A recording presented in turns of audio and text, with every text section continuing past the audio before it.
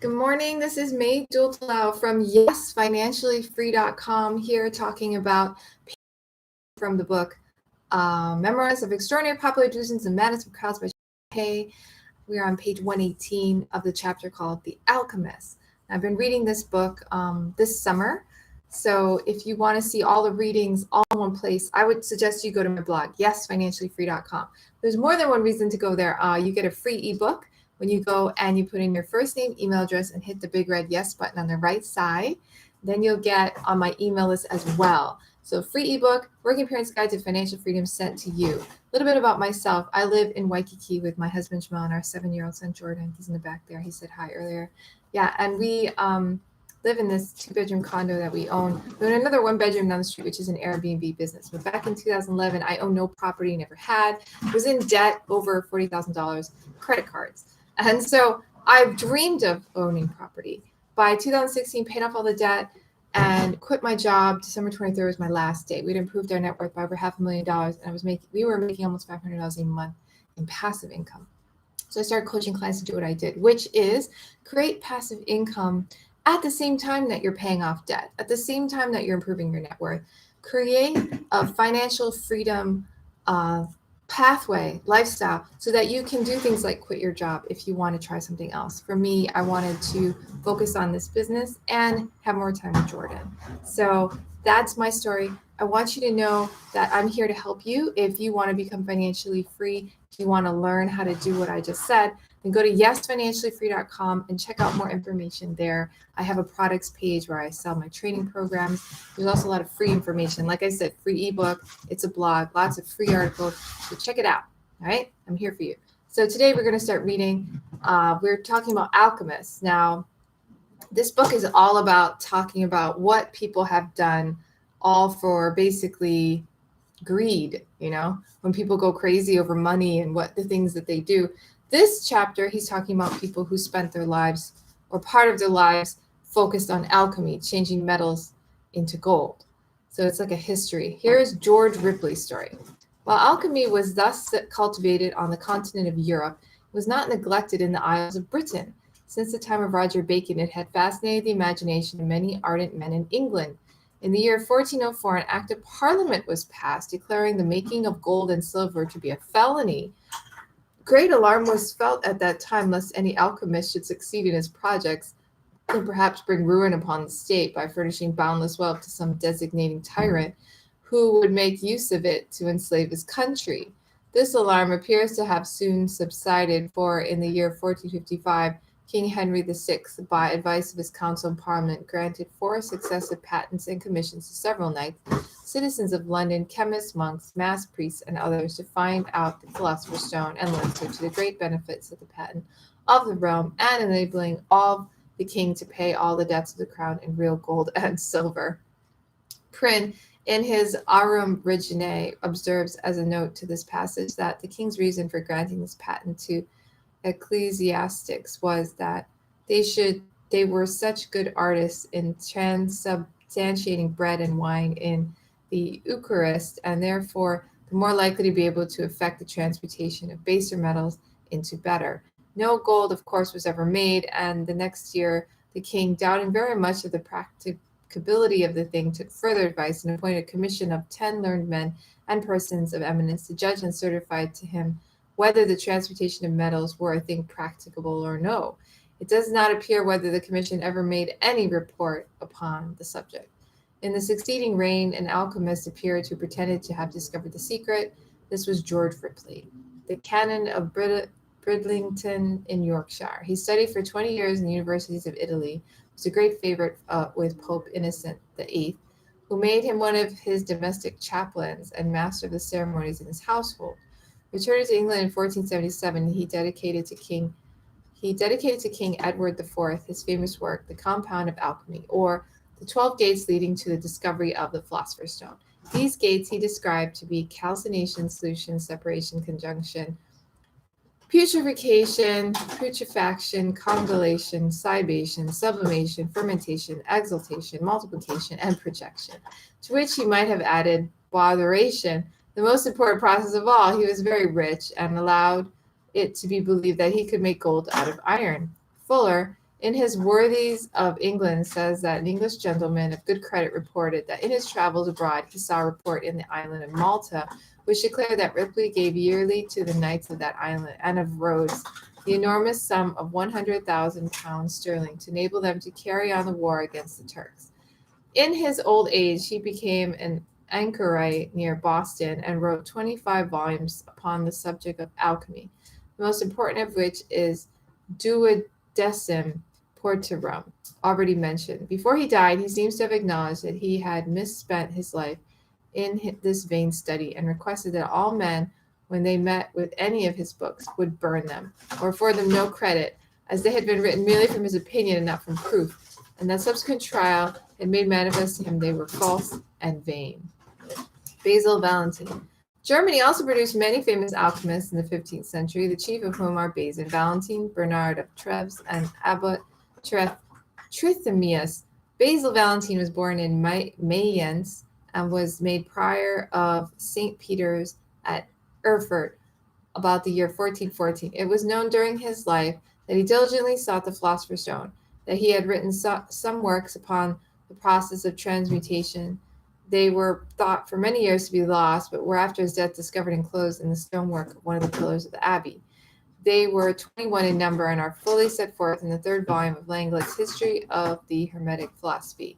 The alchemists asserted that heaven itself conspired to bring to light these extraordinary works, and that the pillar in which they were enclosed was miraculously shattered by a thunderbolt, and that as soon as the manuscripts were liberated, the pillar closed up again on its own accord. Bernard of Treves. The life of this philosopher is a remarkable instance of talent and perseverance misapplied. In the search of his chimera, nothing could daunt him. Repeated disappointment never diminished his hopes, and from the age of 14 to that of 85, he was incessantly employed among the drugs and furnaces of his laboratory, wasting his life with the view of prolonging it and reducing himself to beggary in the hopes of growing rich. He was born at either Treves or Padua in the year 1406. His father is said by some to have been a physician in the latter city, by others to have been Count of the Marsh of Treves, and one of the most wealthy nobles in his country. At all events, whether noble or physician, he was a rich man and left his son a magnificent estate. At the age of 14, he first became enamored by the science of alchemy and read the Arabian authors in their own language. He himself was left a most interesting record of his labors and wanderings, from which the following particulars are chiefly extracted. The first book which he fell into his hands was that of the Arabian philosopher Raz, from the reading of which he imagined that he had discovered the means of augmenting gold 100-fold. For 4 years he worked in his laboratory with the book of Raz continually before him. At the end of the time, he found that he had spent no less than 800 crowns upon his experiment and had got nothing but fire and smoke for his pains. He now began to lose confidence in Raz and turned to the works of Geber. He studied him assiduously for 2 years, and being young, rich, and credulous, was beset by all the alchemists of the town, who kindly assisted him in spending his money. He did not lose faith in Geber or patience with his hungry assistants until he had lost 200 crowns, 2,000 crowns, a very considerable sum in those days. Among all the crowd of pretended men of science who surrounded him, there was but one as enthusiastic and as disinterested as himself. With this man, who was a monk of the order of St. Francis, he contracted an intimate friendship and spent nearly all his time. Some obscure treatises of Rupicissa and Sacrobosco having fallen into their hands, they were persuaded from reading them that highly rectified spirits of wine from the universal alkahest or dissolvent, which would aid them greatly in the process of transmutation. They rectified the alcohol 30 times till they made it so strong as to burst the vessels which contained it. After they had worked 3 years and spent 300 crowns in the liquor, they discovered they were on the wrong track. They next tried alum and copperas, but the great secret still escaped them. They afterwards imagined that there was a marvelous virtue in all excrement, especially the human, actually employed more than 2 years in experimentalizing upon it with mercury, salt, and molten lead. Again, the adepts flocked around them from far and near to aid him with their counsels. He received them all hospitably and divided his wealth among them so generously and unhesitantly that they gave him the name of the good Trevisan, by which he is still often mentioned in works that treat on alchemy. For 12 years he led his life, making experiments every day, on some new substance and praying to God night and morning that he might discover the secret of transmutation. In this interval, he lost his friend the monk and was joined by a magistrate of the city of Treves, as ardent as himself in search. His new acquaintance imagined that the ocean was the mother of gold, and that sea salt would change lead or iron into precious metals. Bernard resolved to try, and transporting his laboratory to a house on the shores of the Baltic, he worked upon salt for more than a year, melting it, sublimating it, crystallizing, occasionally drinking it, for the sake of other experiments. Still, the strange enthusiast was not wholly discouraged, and his failure in one trial only made him the more anxious to attempt another. He was now approaching the age of 50, and had as yet seen nothing of the world. He therefore determined to travel through Germany, Italy, France, and Spain. Wherever he stopped, he made inquiries whether there were any alchemists in the neighborhood. He invariably sought them out, and if they were poor, relieved, or if affluent, encouraged them. At Situ, he became acquainted with one Geoffrey Louvier, a monk of that place, who persuaded him that the essence of eggshells was a valuable ingredient. He tried, therefore, what could be done, and was only prevented from wasting a year or two on the experiment by the opinions of an attorney at Berghem in Flanders, who said the greatest secret resided in vinegars and copperas. He was not convinced of the absurdity of this idea until he had nearly poisoned himself. He resided in France for about 5 years, when, hearing accidentally that one Master Henry, confessor to the Emperor Frederick III, had discovered the philosopher's stone, he set out for Germany to pay him a visit. He had, as usual, surrounded himself with a set of hungry dependents, several of whom determined to accompany him. He had not heart to refuse them, and arrived at Vienna with 5 of them. Bernard sent a polite invitation to the confessor, and gave him a sumptuous entertainment, at which were present nearly all the alchemists of Vienna. Master Henry frankly confessed that he had not discovered the philosopher's stone, but that he had all his life been employed in searching for it, and would so continue until he found it or died. This was a man after Bernard's own heart, and they vowed with each other an eternal friendship. It was resolved at supper that each alchemist present should contribute a certain sum towards raising 42 marks of gold, which in 5 days, it was confidently asserted by Mr. Henry, would increase in his furnace 5-fold.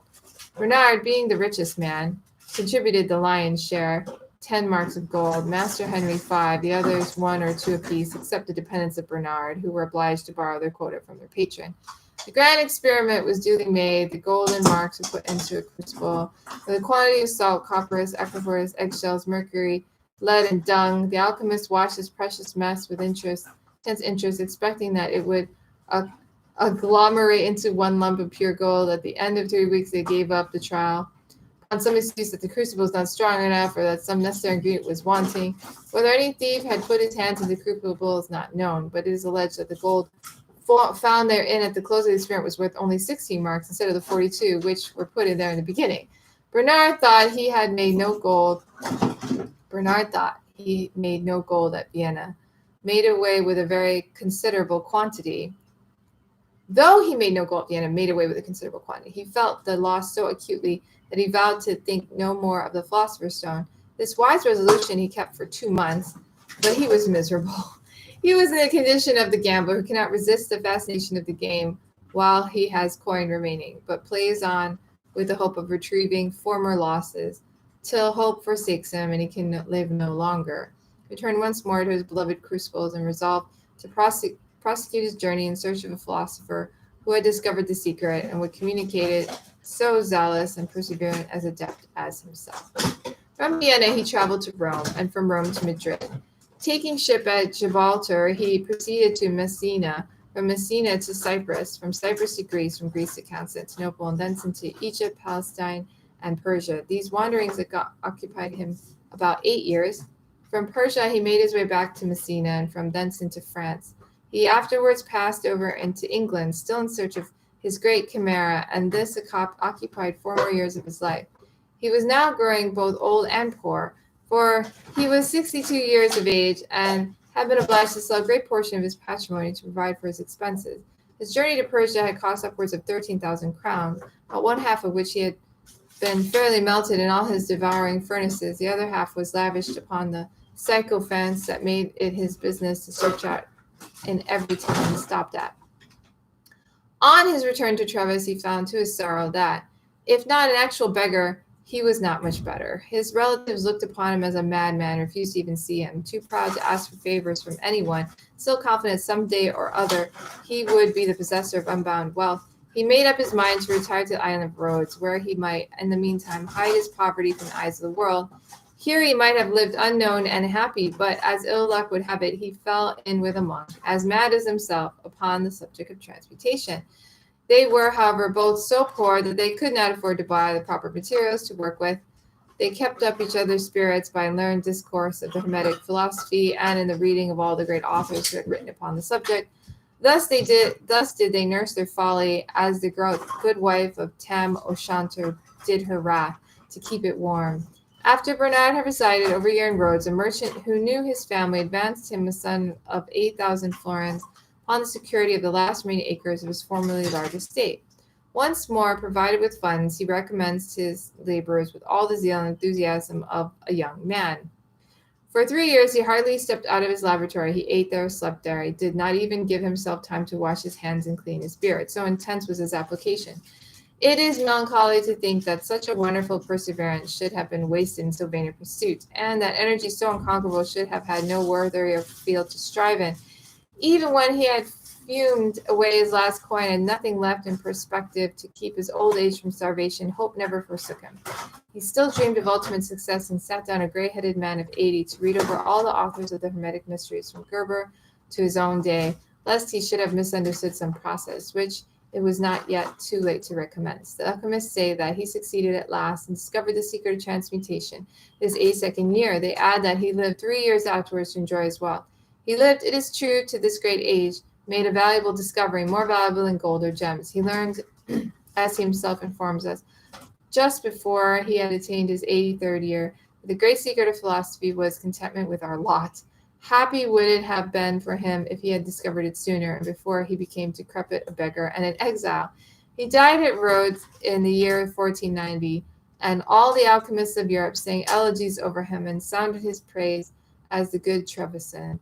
He wrote several treatises upon his chimera, the chief of which are the Book of Chemistry, the Verbum Dissimum, and the Essay de Natura Ovi. Jeez, that guy went through a lot. I'm going to end here on page 124. Have a great day. We'll see you guys tomorrow. Aloha. Take care. I hope you got a lot from that video. It sounds like, enjoy what you have now and don't strive for riches beyond what you already are rich as you are. Subscribe to the YouTube channel if you haven't already, and check the link below for the blog post. If you're on Facebook,